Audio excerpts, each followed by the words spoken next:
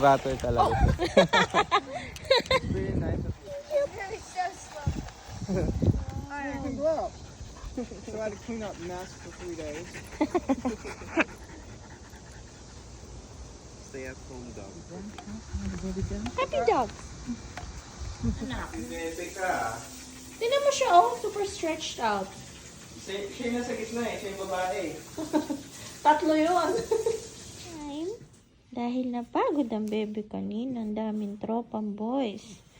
Pero hindi na talaga natin masara yung damit mo. Massage time.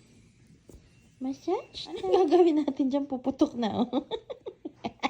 sorry, hindi ka mataba. Okay. Hindi ka mataba, no. Di ba? Gumugulong tong galing eh. Galing.